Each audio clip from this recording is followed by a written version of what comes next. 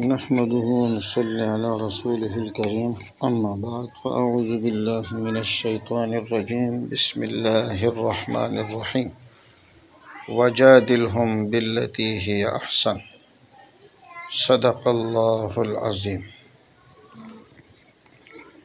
یہ اصول مناظرہ کے حوالے سے ہماری تیسری مجلس ہے، اور اس مجلس میں ہم آپ کو دعویٰ کے متعلق بیان کریں گے۔ دعویٰ اسے کہتے ہیں وہ جملہ کہ جس جملے کی نسبت کو یا اس جملے میں پائے جانے والے حکم کو ثابت کرتے ہیں تو اس جملے کو دعویٰ کہا جاتا ہے۔ جس جملے میں پائے جانے والا حکم آپ اسے ثابت کریں گے تو یہ دعویٰ کہلاتا ہے، اور یہ دعویٰ کرنے والا مدعی ہے، جیسے پچھلی مجلس میں ہم نے آپ کو دوسرے قسم میں یہ بات بتائی تھی۔ ایک بات بہت ہی زیادہ اہم ہے کہ گفتگو کرنے سے پہلے دعویٰ کی تنقیح ضروری ہے، یعنی دعوے کی وضاحت ضروری ہے۔ وجہ یہ ہے کہ جو آپ کا دعویٰ ہے وہ دلیل اس دعوے کے مطابق ہونی چاہیے۔ مثال کے طور پر قادیانی حضرات یہ دعویٰ کرتے ہیں کہ مرزا قادیانی اللہ کا نبی ہے۔ اب یہاں ہم نے چند چیزوں کو دیکھنا ہے۔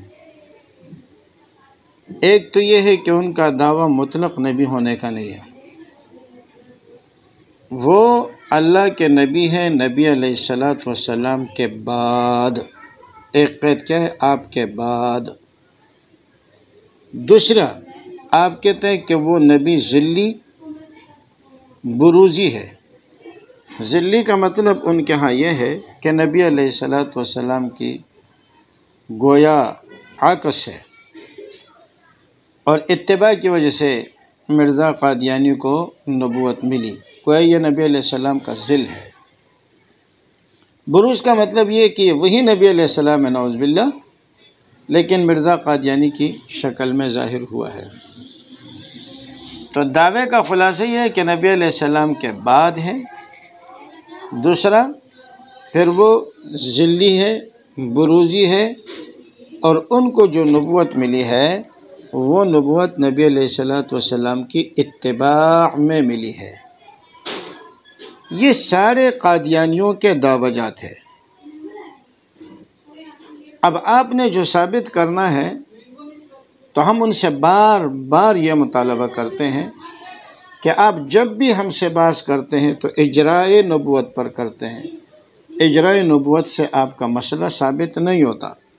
اجرائے نبوت سے زیادہ یہ ثابت ہو جائے گا کہ نبوت نعوذ باللہ جاری ہے۔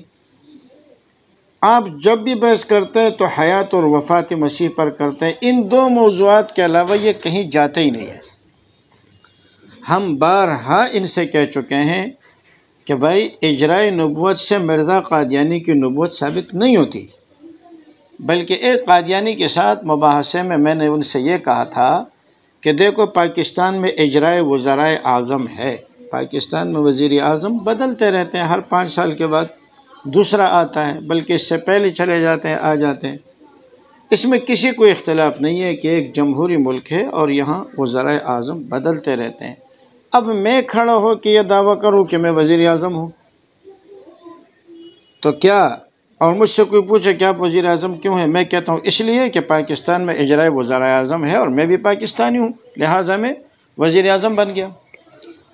تو اجرائے نبوت نعوذ باللہ یہ کفریہ عقیدہ ہے، لیکن نقل کفر نہ باشد۔ اگر یہ تم نے ثابت بھی کر لیا کہ نبی علیہ السلام کے بعد دوسرے نبی آنے والے ہیں، آ سکتے ہیں، تو آپ خود سوچیں کیا اس سے مرزا قادیانی نبی بن جائے گا؟ اب اس میں ایک اضافہ اور ہو گیا کہ وہ نبی مرزا قادیانی ہے، لہٰذا اب آپ ایسی کوئی دلیل پیش کریں کہ جس میں مرزا قادیانی کا نام ہو اور نبوت بھی نبی علیہ السلام کے بعد ہو اور نبی بھی ذلی بروزی ہو، نبوت اتباع کی وجہ سے ملی ہو، یہ پورا دعویٰ ہے، لیکن اس دعوے پر یہ کبھی بھی نہیں آتے، اور یہ ہمیشہ گول مول بات کر جاتے ہیں کہ جی ہم اجراء نبوت پہ بات کریں گے، امکان نبوت پہ بات کریں گے۔ امکان نبوت کا مطلب یہ ہے کہ ممکن ہے۔ تو میں نے ان سے کہا کہ جی امکان کے تو بحث ہی ختم ہو گئی، جب آپ نے کہا آ گئے ہیں تو اب ممکن نہیں ہوا، اب کیا ہو گیا؟ واقع ہو گیا۔ اب آپ نے ہمیں دکھانا ہے امکان نبوت سے مرزا قادیانی نبی بنتا نہیں ہے، اور پھر خود اس میں ان کے بڑے تضادات ہیں، لیکن بہرحال امکان نبوت اگر نعوذ باللہ ثابت ہو بھی جائے تو اس سے مرزا قادیانی نبی کبھی بھی نہیں بن سکتا۔ اس کے لیے تمہیں نام دکھانا پڑے گا، جیسے ہم تورات اور انجیل سے نبی علیہ السلام کے نام، آپ کے شہر کے نام، آپ کے اوصاف، آپ کے صحابہ کے اوصاف، یہ ہم ثابت کرتے ہیں۔ تو اس لحاظ سے تمہیں بھی ثابت کرنا پڑے گا کہ مرزا قادیانی اللہ کا نعوذ باللہ نبی ہے، اور اس دعوے کو آپ نے اس دلیل سے ثابت کرنا ہے، دلیل سے آپ نے اپنے دعوے کو ثابت کرنا ہے۔ اب آپ کو اندازہ ہو گیا ہوگا کہ ہم کتنی بڑی غلطی کرتے ہیں، ہم اجراء نبوت پر ان کے ساتھ بلا وجہ بات کر رہے ہیں۔ بھائی اگر نبوت جاری ہو بھی جائے نعوذ باللہ تو کیا اس سے مرزا قادیانی نبی بن جائے گا؟ یا نعوذ باللہ اگر ہم وفات مسیح کے قائل ہو بھی جائیں اور آپ نے ثابت کر دیا کہ حضرت عیسیٰ علیہ السلام وفات پا گئے، تو کیا اس سے مرزا قادیانی مسیح موعود بن جائے گا؟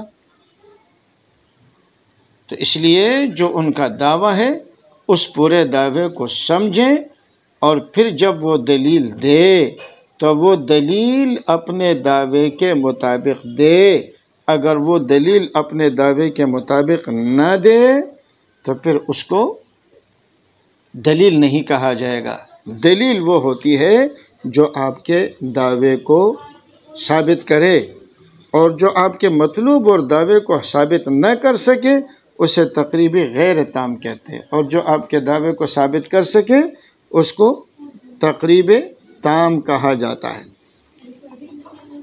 تو بہرحال یہ ہے ان کے، پہلے ان کے دعوے کو سمجھے۔ اول تو قادیانی اتنے جاہل لوگ ہیں کہ ان کو نہ دعوے کا پتہ ہے نہ جواب دعوے کا پتہ ہے، اور ہمیشہ یہ آپ کو مدعی بنانے کی کوشش کریں گے۔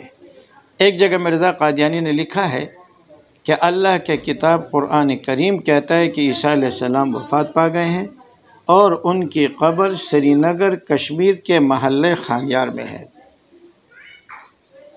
تو ہمارے ساتھی کا ان کے ساتھ اس پر مناظرے کا چیلنج دے دیا، تو وہ آیا اور کہنے لگے آپ اپنا دعویٰ پیش کریں کہ یہ قبر عیسیٰ علیہ السلام کی نہیں ہے۔ اب دعویٰ کن کا ہے اور وہ مدعی کس کو بنا رہا ہے؟ خیر اس پر پھر ہماری ان کے ساتھ کافی لیدے ہوئی۔